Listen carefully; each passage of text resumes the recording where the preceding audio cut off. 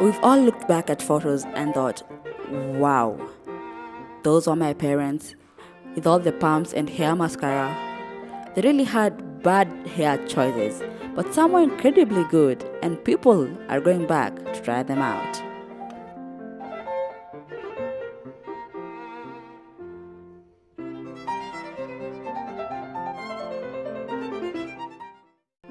The 1920s, shorter than short.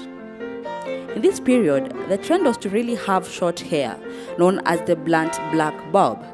The bob being introduced during the Great War was inspired by Scott Fitzgerald, who wrote a short story called Bunny's Bobs Her Hair, about a socially isolated girl who bobbed her hair as a result to become a vamp.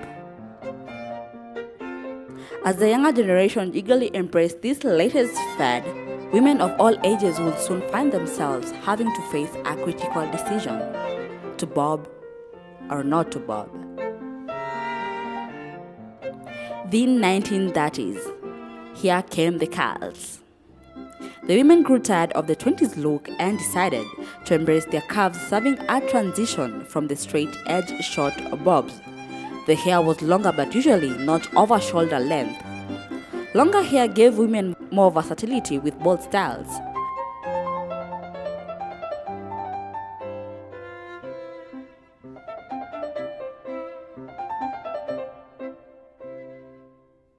Finger waves were the trend, and women started curling their hair with pin curls using a pin curling technique. Pin curls were usually fastened tightly to the head in unique ways, and hats also became a trend. The 1940s. The snood. The trend of long hair continued, and women even had them past their shoulders. At the same time, women were forced to take on a lot of men tasks because the men were off fighting in World War II. While movie stars like Lorraine Bacall and Veronica Lake wore their hair long and wavy, most women wore snoods. Snoods were like fashionable hairnets. Most women only washed their hair once a week to maintain their curls for as long as possible. Tucked under or turned up, the styles maintained softness, elegance, and were less intricate. The 1950s. Poodle cut. The 50s were more about glamour.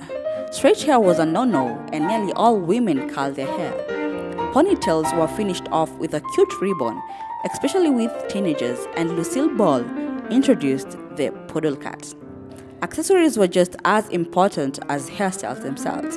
Every hairstyle could be adorned with a hat, comb, or barrette of sorts, and even today, vintage combs and barrettes are seen pinning back long locks for a more formal look. The 1960s. Big hair. It went from big to bigger, and that became the 60s look. The look was developed by Margaret Vinci, owner of Margaret Vinci Coiffures in downtown Chicago, who won the National Coiffure Championship in 1954. She was asked by the editors of Modern Beauty Salon magazine to design a new hairstyle that will reflect the coming.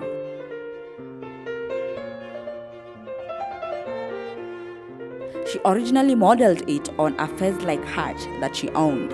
It meant to show your femininity. The 1970s. Hello, hairspray. Long hair it was. Long hair with a center part was one of the most characteristic hairstyles of the 70s.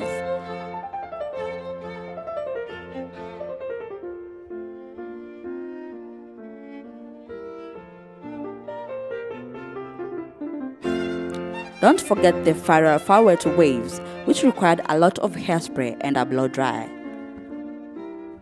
The 1980s. Crimp it.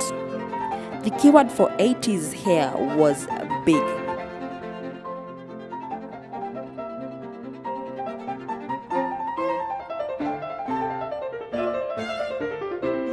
It was invented by Gary Kusenza, one of the co-founders of Sebastian Professional.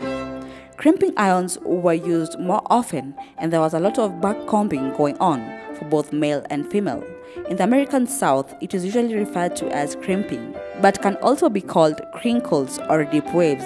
Here, crimping is achieved by touching the hair with heat from a crimping iron, also referred to as hair crimper, or by braiding the hair often in multiple strands, then undoing the braids. One of the most unforgettable hideous styles fell from the 80s. The 1990s. The Rachel.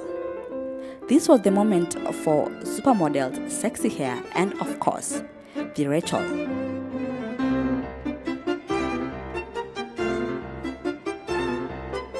The haircut everyone wanted after seeing Jennifer Aniston in the TV hit show Friends.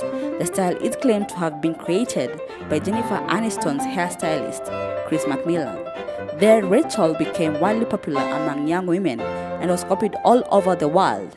Have you ever betrayed another goddess for a lightning bearer? Okay, number 30. Whoa, whoa, whoa. You don't? You know what? Fine. If you guys want to be children about this, that's fine. I do not need to say it. Despite the fact that Aniston only wore that particular hairstyle during the Friends' first and second season, she switched to a more traditional long-haired look. It has become indelibly associated with the character ever since. Meg Ryan was also a big inspiration. 2000 onwards.